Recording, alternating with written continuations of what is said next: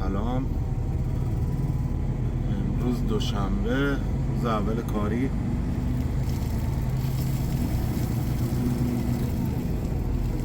معمولا دوشنبه خیلی سخته.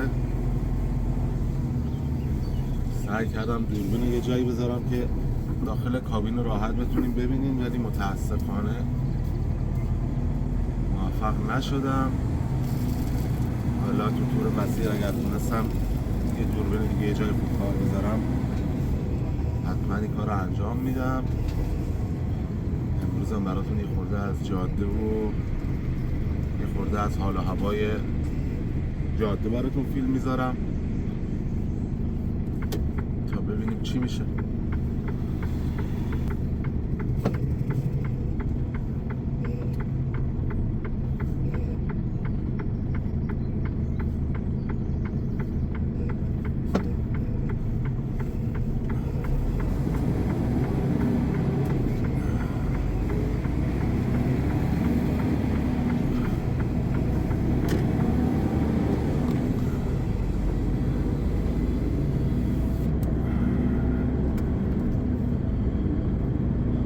تقریبا امروز هوا آفتابیه، صافه. فکر نکنم بارندگی هم داشته باشیم،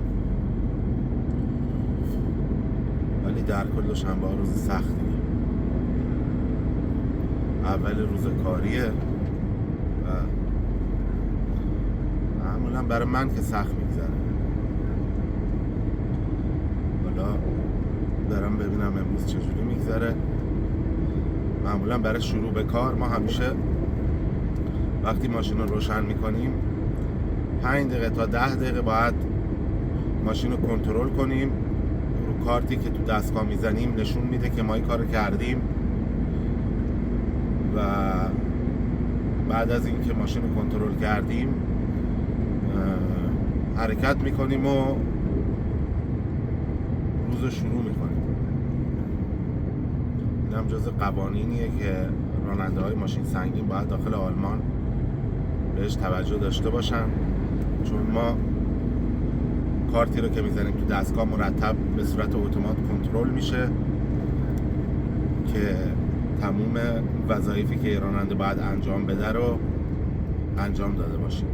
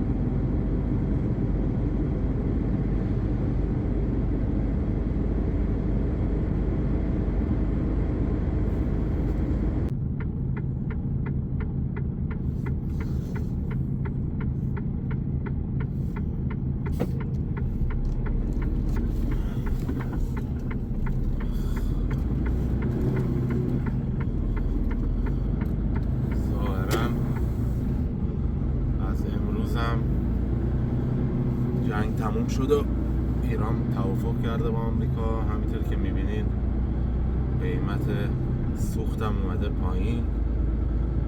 امروز دیزل شده لیتری تقریبا 1 یورو 80 سنت. تا هفته گذشته رو 2 یورو 2 یورو 10 سنت بود. الان خب ظاهرا یه خورده ارزون‌تر شده.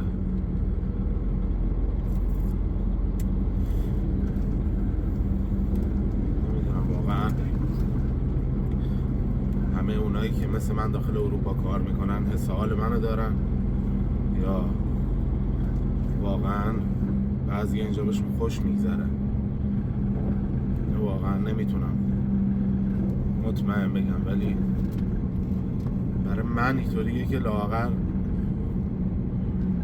شاید خیلی چیزا تو تصویر رو تو ظاهر قشنگ بیاد، خیابونا قشنگه، منظره که شما از پشت دوربین میبینین قشنگه، سبزه، تر و تمیزه، ولی واقعیتش اینه که یه مدت که شما داخل اروپا، حالا اروپا رو من تجربه شده دارم میمونین،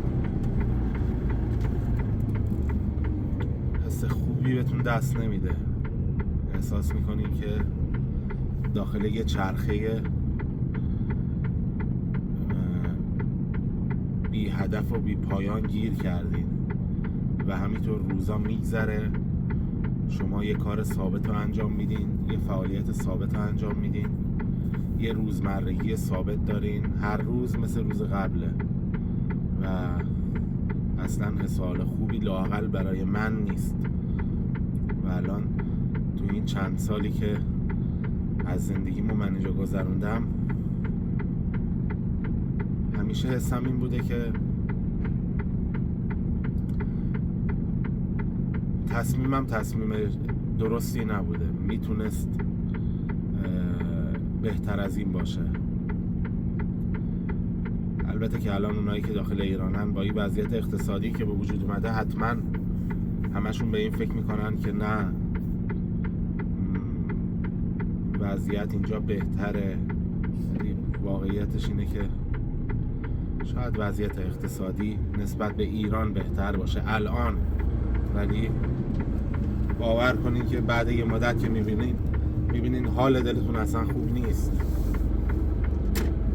همیشه یه سنگینی رو دوشتون تجربه میکنین، همیشه یه حس غریب بودن اینجا دارین و این حقیقته.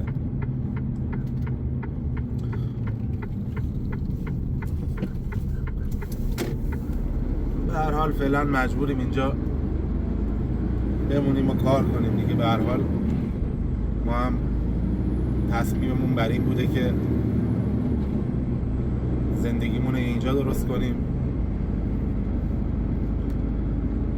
و الان هم داریم کاری رو که باید انجام بدیم انجام میدیم دیگه. حالا بعدش چی پیش میاد واقعا نمیدونم. حالا دیگه بیشتر از این حرفای ناراحت کننده و ناامید کننده نمیزنم، میذارم یه خورده از جاده و از این فضا لذت ببریم.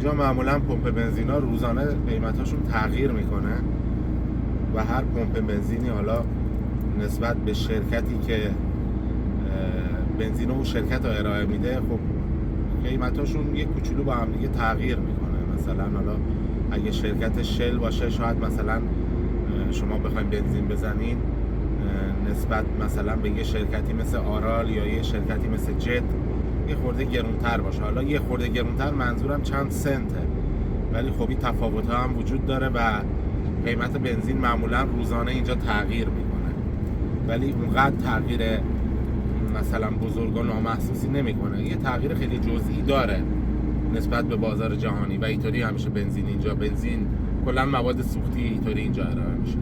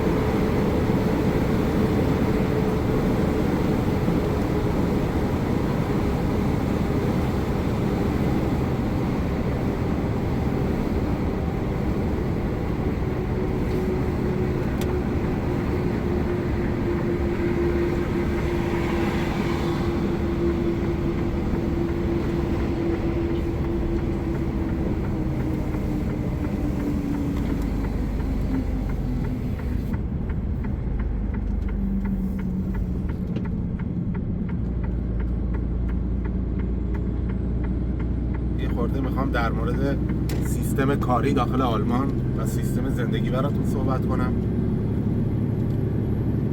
مخصوصا برای اونایی که تصمیم به اومدن دارن یا اونایی که تازه اومدن. شما وقتی بعد حالا دوره هایی که میگذرونین، حالا دوره اقامت گرفتن تا موقعی که مجوز کار کردن میگیرین، موقعی که وارد بازار کار میشین، خب یه سری درام براتون باز میشه. مثلا یکی از شرایط اینه که شما مثلا میتونین حالا به صورت قسطی ماشین بگیرین یا مثلا وسیله بگیرین. باید به این نکته خیلی توجه کنین که یا مثلا وام بگیرین. به این نکته باید خیلی توجه کنید که خودتون رو نباید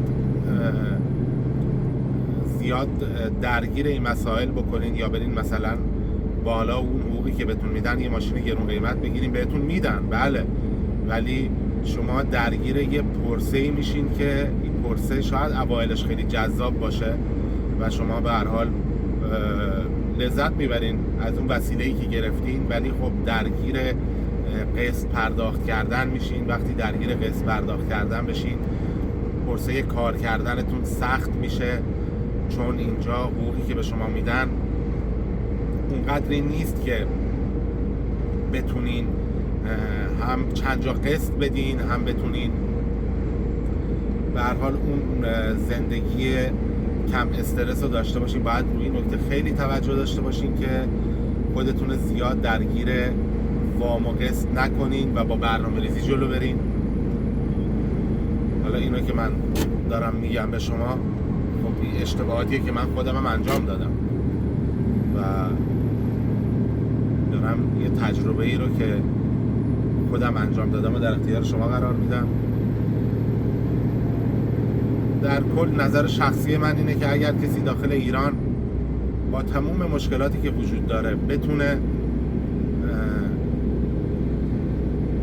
تا حدی زندگیشو بگذرونه، بهتره که همونجا بمونه، چون اینجا یه جورایی اون حس خوبی رو که باید بده بهتون نمیده. اوایلش جذابه ولی بعدش دیگه یه پرسه فرسایشی میشه. من فکر میکنم برای اکثر کسایی که مهاجرت کردن همینطور بوده، مخصوصا آلمان که یک کشور خیلی سختیه از لحاظ آب و هوایی. همینطور که میبینی الان خرداد، معمولا آسمون ابریه، معمولا بارون میاد، معمولا صبح هوا سرده. الان ساعت تقریبا 10 ولی هوا 15 درجه و باد سردم میاد و دیگه حالا تابستونش اینطوریه. بله ما یه ماه و نیم هم آفتاب داریم، ولی دیگه بعد از اون همیشه هوا خاکستریه، همیشه سرده.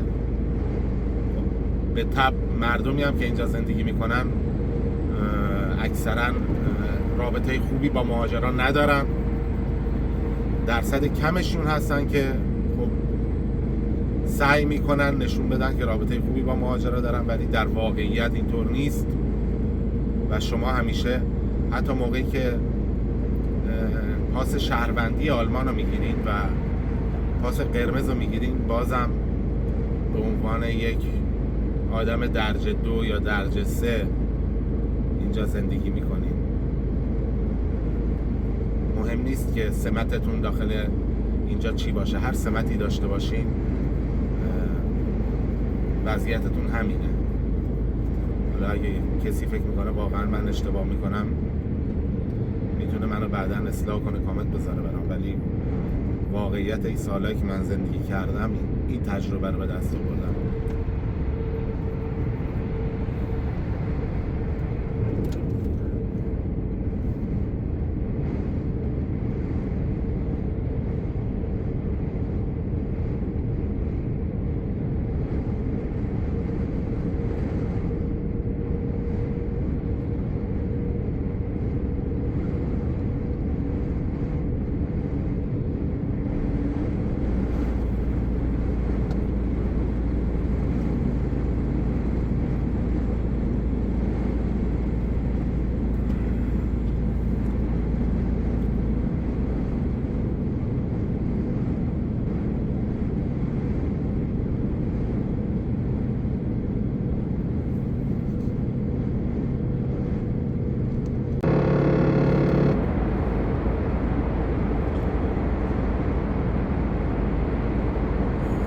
الان دوباره ماشین رو بار زدم،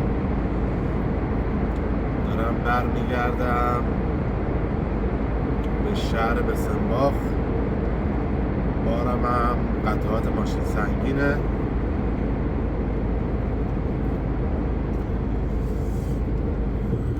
تقریبا یه 20 دقیقه دیگه میرسم. اتوبان A3 به سمت وورزبورگ.